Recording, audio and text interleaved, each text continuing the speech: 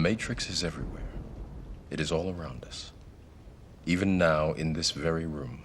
Some movies have a significant cultural impact. Some introduce a technical element that has never been seen before. Some movies are remembered for their philosophical aspect, and some for their amazing soundtrack and score. It is rare to wrap all of these things together and push it just a little bit further on in just one movie. But in 1999, one of the greatest years in movie history, we got The Matrix. So the question is, how good is it actually? Let's find out. I'm Meffistoe, like, share, and subscribe because this is my review of the movie The Matrix.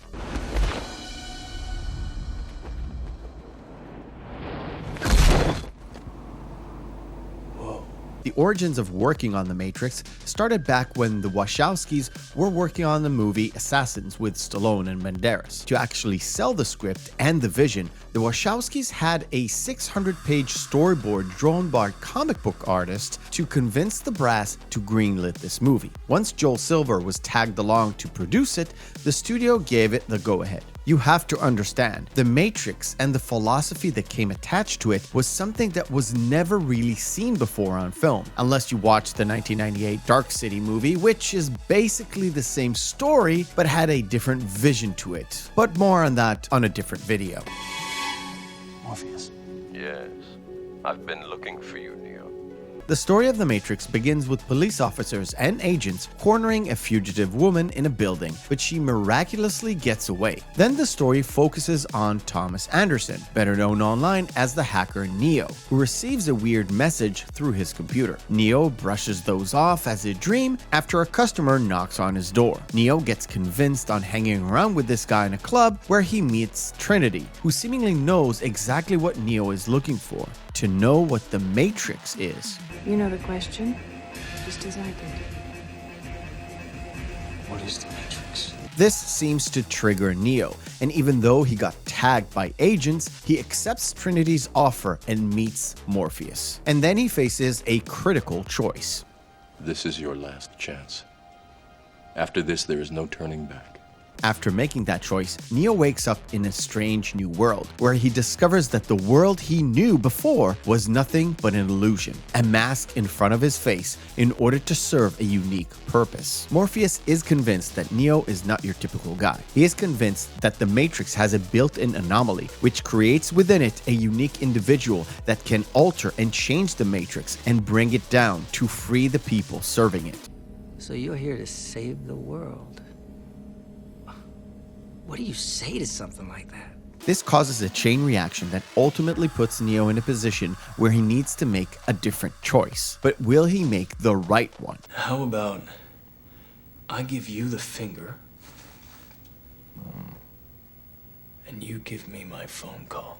The Matrix is a dystopian future action thriller with deep philosophical questions about the world of the real. This question always lingers in the background. What is exactly real? And this is why the movie was so hard to actually get made. To sell this idea to a bunch of studio executives is supremely hard. It was a combination of detailed storyboard and a heavy hitter producer like Joel Silver that made this thing happen. And when the first screening of the first few minutes of the movie where Trinity escapes, that's when the studio executives were convinced and agreed to fund it even further. Goodbye, Mr. Anderson. My name is Neo. There are a lot of moving parts that made this film what it is. I'm not gonna go to every single detail in this review, but I am gonna start with the casting. Keanu Reeves was a well-known actor that proved that he can do action movies with Point Break and Speed. But at the time of casting, his star was not shining bright in Hollywood. He wasn't even on the radar of the Wachowskis. Will Smith was. But he turned it down because he didn't understand the script and went ahead and made Wild Wild West, a decision he later regretted. Johnny Depp, Nicolas Cage, Brad Pitt, and even Val Kilmer were all up for the role. Kilmer was even up for the role of Morpheus at that point, but it didn't go forward. Many reasons prevented those actors to be actually cast as Neo. Some were because of scheduling issues, and some didn't want to commit to a long shoot like this, which actually leads me to my second point. Reeves and the rest of the cast had to go under rigorous training for the film. The Wachowskis brought a Hong Kong director to actually choreograph all the fight scenes, a guy by the name of Yuan Wu Ping. They trained for months in order to be able to perform on camera all the fight scenes, and because of that, we got to enjoy scenes like this.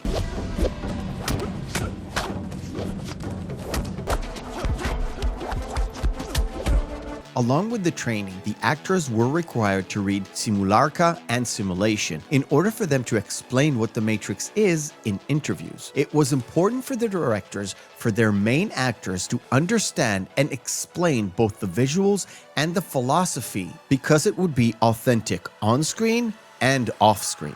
This isn't real. What is real? How do you define real? Another thing to add to the mix is the popularization of the bullet time. The technology wasn't invented for the movie, and it wasn't the first time it was used on film. That title is reserved to the movie Blade, but it most definitely made it a part of the visuals and used the technique to enhance the storytelling and show you exactly how people who are unplugged from the Matrix can do seemingly impossible things.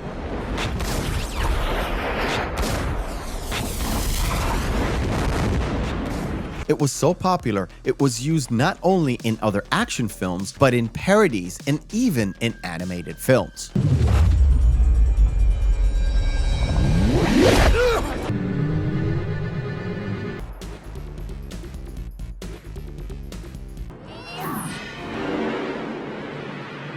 The first time I saw The Matrix, I knew nothing about it, which for any first-timers, that's the best way to watch this particular film. I was blown away by the story, the action, and even the philosophy. It had that cyberpunk feeling to it, and I always felt like Keanu Reeves was perfectly cast for it because I liked his previous dabble in the cyberpunk genre with a film called Johnny Mnemonic. And this is why the Wachowskis brought in Yuan Wu Ping. They wanted a more Eastern style of dystopian future, akin to the cyberpunk era, rather than a Western style like Mad Max or Escape from New York. They even went so far to make subtle differences in color grading of the movie in order to differ between the real world and the Matrix, in keeping that greenish tint like the green code of the Matrix. Do you believe that my being stronger or faster has anything to do with my muscles in this place? I can actually go on and on and on about this movie, but I will say this. The Matrix is one of my favorite films of all time. It has a solid story, great characters, great acting, insane visuals for the time and even today, and a soundtrack that keeps you engaged the whole time. It was a cultural phenomenon back then, which still lingers until today. That choice in the beginning of the movie that Neo has to face has been co-opted by the current culture war that means something completely different, and it's wonderful to sit back and watch this thing. You take the blue pill, the story ends. You take the red pill, you stay in Wonderland. And I show you how deep the rabbit hole goes. I mentioned Dark City at the beginning of the movie. I will review that soon on my channel, but both films have the same basic story, something that was brought up on our live show and I never really considered it in the past, which is weird because I have watched both of them. They both came in a year apart and were both filmed in the same studio in Australia. The Matrix even used some of the building sets that were used in Dark City. All in all, I will urge you, not recommend you, but urge you to go and watch The Matrix if you haven't yet. And if you have watched it, watch it again. It's just a fantastic good time. I'm trying to free your mind, Neo, but I can only show you the door. You're the one that has to walk through it. Thank you for watching, and remember, hope is a good thing, maybe even the best of things, and no good thing ever dies. I'll see you on the next video.